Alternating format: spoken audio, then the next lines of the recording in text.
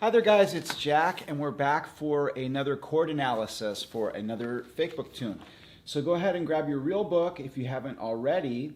And for today's lesson, we're going to do something very different than our last video series. So the last couple videos were on Autumn Leaves, which was a purely diatonic song, meaning all the chords could be explained from a traditional diatonic system of the chords being built out of the scales. So today we're going to go to the opposite spectrum and do an actual blues tune, which they're constructed completely differently.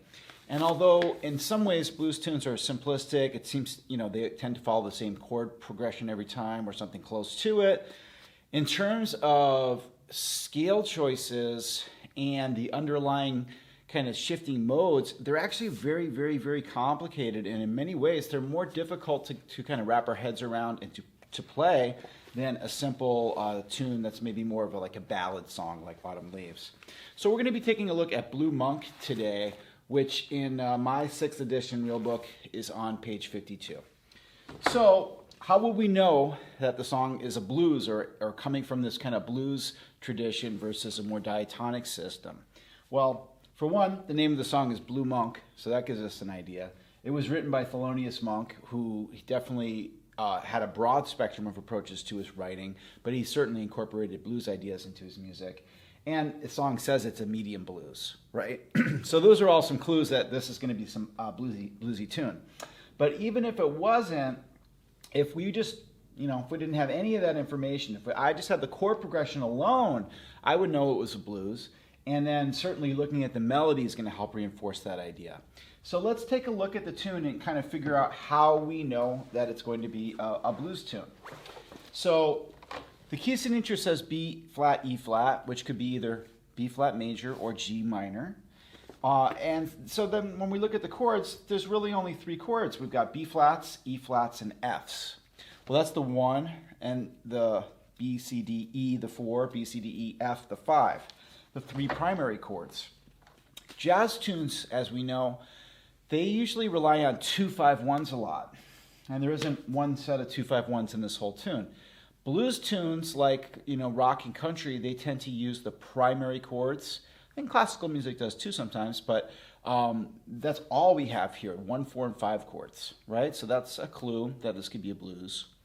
Also, we've got 1, 2, 3, 4, 5, 6, 7, 8, 9, 10, 11, 12 measures in the song, okay? So a 12-bar blues is the most common blues format.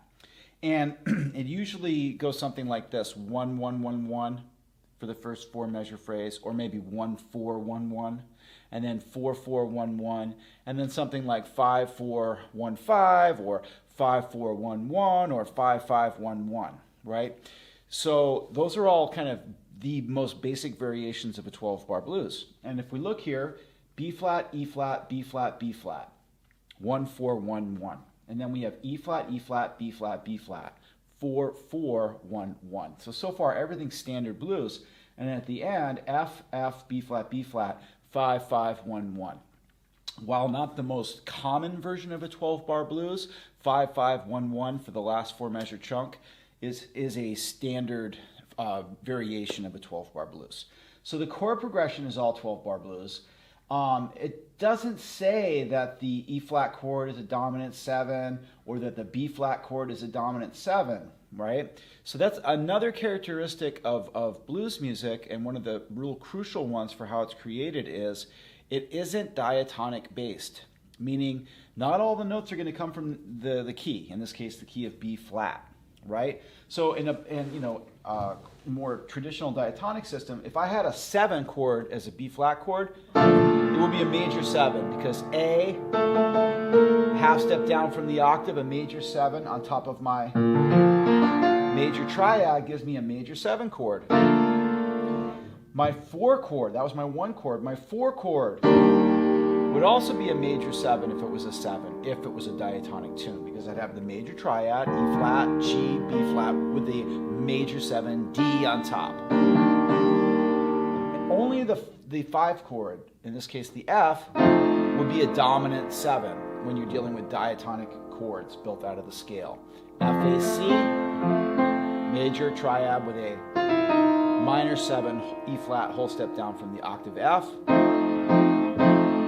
And that would give you a dominant 7 chord. Well, in blues tunes, they throw that out the window. Each chord is a dominant 7. So the one chord would have an A flat, the minor 7, coming down from the octave, right?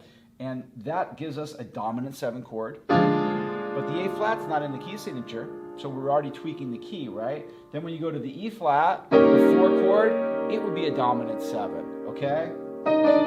With a D flat, a minor 7, also not in the key signature, okay? And so we end up kind of moving around, shifting Mixolydian modes, okay? So over the B flat chord, the parts for the song tend to come from a B flat Mixolydian scale, a major scale with a minor 7. When you go to the 4 chord, you kind of shift the whole world to an E flat Mixolydian. And not only do these chords have notes that don't belong to the key, but they have notes that the other previous chord didn't. So for example, the E flat chord has a D flat, but the B flat 7 chord had a D. So we've got notes that are shifting. Then when you go to the F chord, you have an A, even though the B flat chord, dominant 7, B flat dominant 7, had an A flat. Okay, so I know this is a lot to follow, and as I said before, if at any point you feel like, hey, this is maybe a little too much for me to follow, I don't have the grounding and like basic theory first and to follow these blues ideas that tweak basic theory, then go ahead and check out FromJoeToPro.com.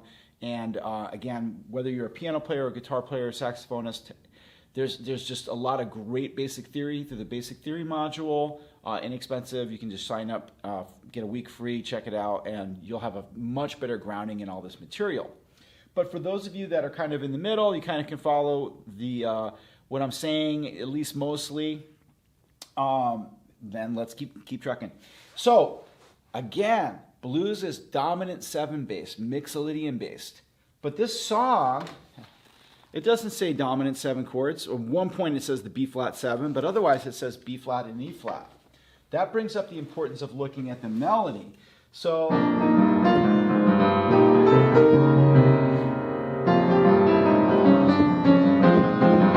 there's the B flat 7 in the chord. Hey, there's a D flat in the melody over the E flat chord, which tells me, hey, wait, this is for sure dominant 7 bass. That 4 chord's got that prominent minor 7 in it. Okay?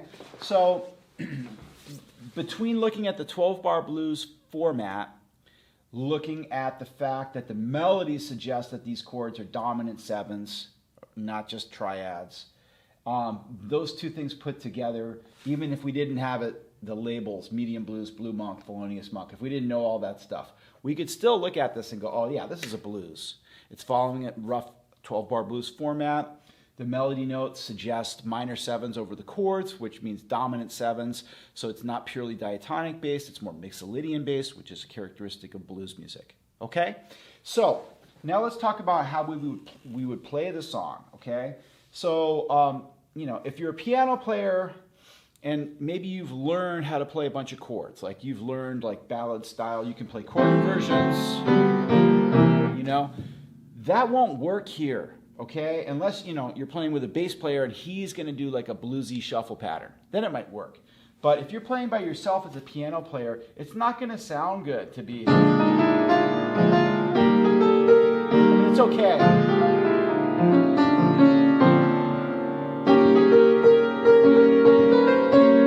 But it's a little boring, right?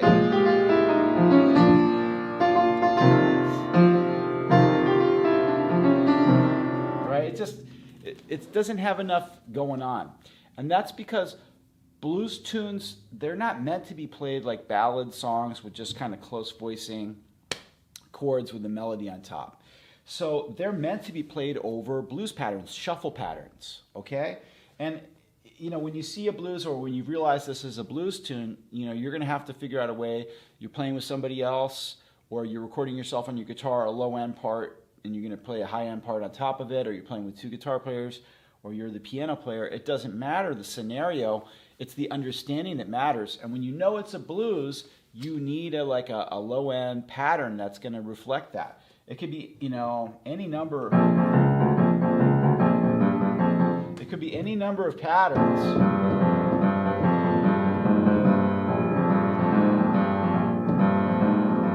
It could be any number of patterns, but they have to be bluesy.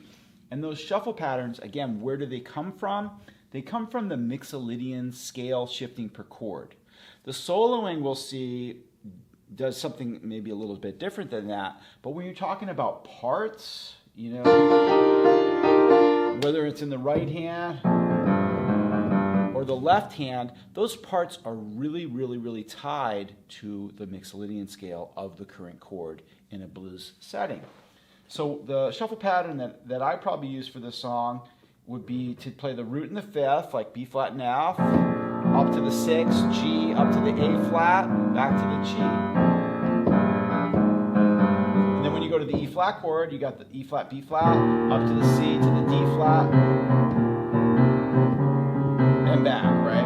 And then same thing when you go to the 5 chord, the F, F, C, to D, to E flat.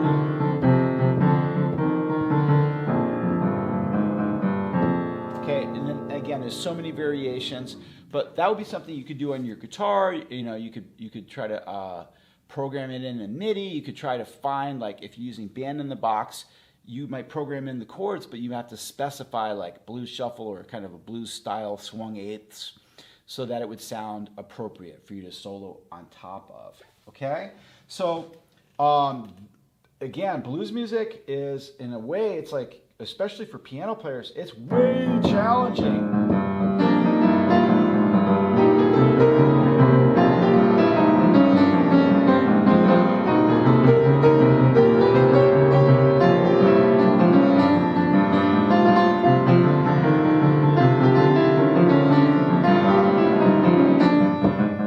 Super hard, because you have to keep this kind of autopilot, busy left-hand part going while you play your melody.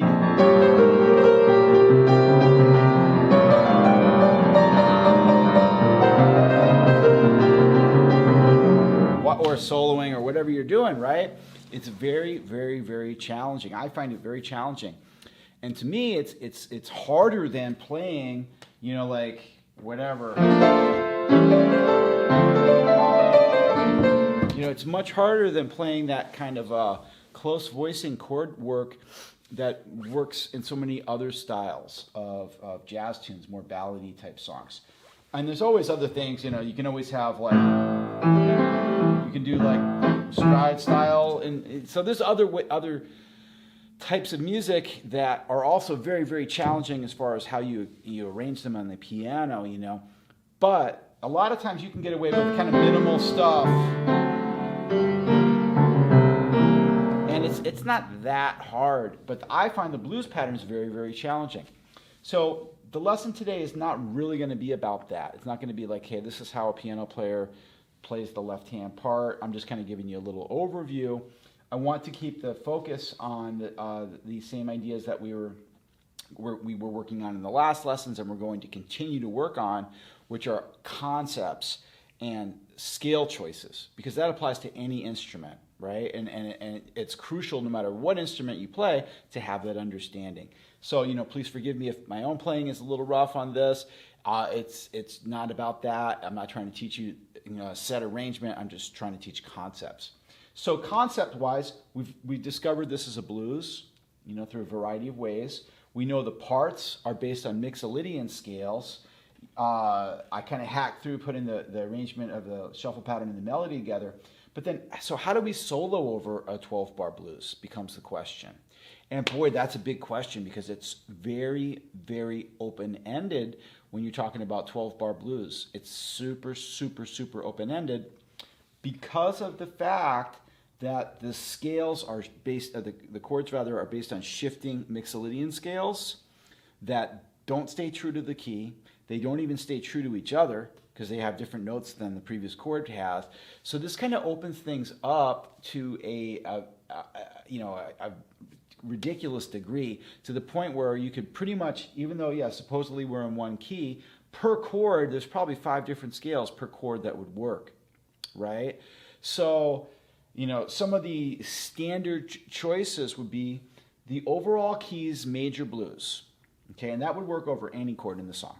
The overall keys minor blues, and that would work in any key over the song, okay? Then there's playing to the chord, right, where you might shift from the one chord playing the major key, the major blues of the overall key, but the 4 chord you play the minor blues of the overall key, and we'll get into the details of why in a second. You could also literally play a Mixolydian scale per chord, right? And so in this example, B flat Mixolydian to E flat Mixolydian to F Mixolydian being the same thing as B flat major, right? So there's just, and you can play the major blues of each chord, so you go to the E flat chord, you could play an E flat major blues, right? So again, that's just a brief overview, and we'll get into the details, and we'll go through kind of one plan at a time. But it's just to highlight the fact that this is not an easy subject. People kind of think, oh, blues is like basic and jazz is more advanced. Jazz progressions tend to have more sophisticated chord progressions, but it's not more advanced in terms of scale choices. Like blues music is like ridiculous. There's just so much you can do that you have to kind of have something that you're kind of holding on to get through it, right? And yeah, we can do the simplest plans, but we want to have a variety of approaches. And so let's kind of start to cruise through them. Okay. So in this particular song, if I was going to play a B flat major blues, we got the 1, 2, the flat 3, 3, the 5, the 6, and the 1. Okay. So the way I describe it, in this case, B flat, C, the pentatonic would be B flat, C, D, F, G, right? 1, 2, 3, 5, 6. The primary blues note is the flat 3, okay? There's a second, I label it a secondary blues note, the flat 7. So sometimes you can throw in that A flat, okay? I tend to hold that back and reserve and not hit on it too much. That would also be part of the B flat Mixolydian scale, which would have B flat, E flat, and A flat for a key.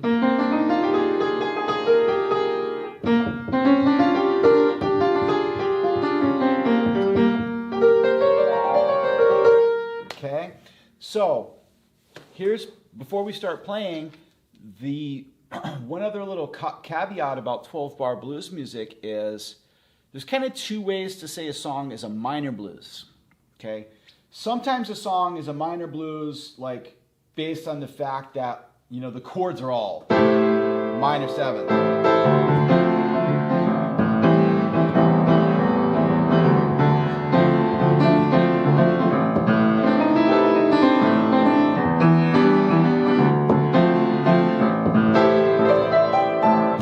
Right? So if you have some kind of tune and that wasn't quite a 12-bar blues, but if it's following a 12-bar blues format, but every chord is a minor 7 as opposed to a dominant 7, that's for sure a minor blues, okay?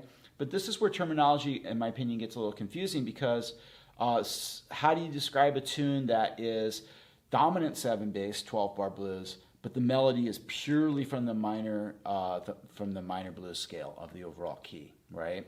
So that is a choice. That happens sometimes, okay? If you're talking about a set blues tune like that's got a written melody, you really have to take the melody into account, because you could have a song like Blue Monk where it's like, hey, major third, major third. You're really emphasizing the major third so much that, yeah, you could play a minor blues scale over that, but for sure you could play a major blues. But then you have some other song like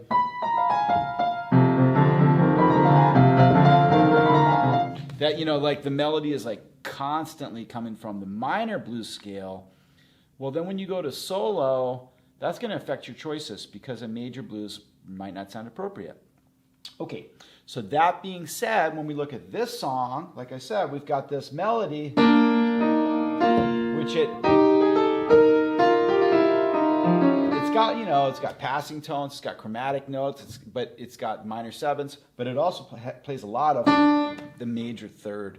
So to me, that suggests the major blues would be a good scale choice.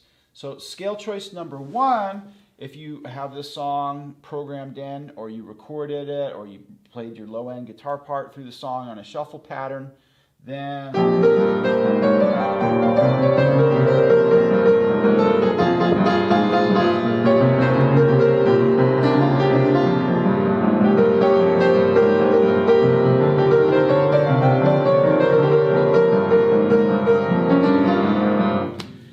so sometimes I, hit that minor third as part of a, part of a little riff, but that didn't mean I switched to the full-on minor blues scale, because I'm still hitting that major 6. And in any moment I'll go into the major 3rd, okay? So that was a pass.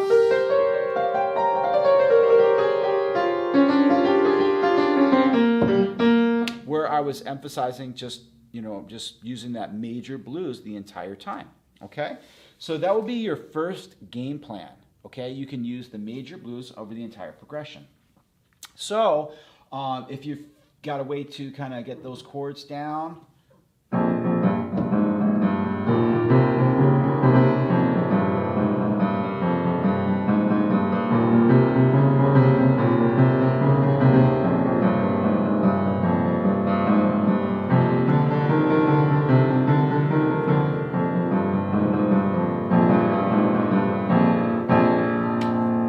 or if you want to play over that, find a way to practice your soloing ideas.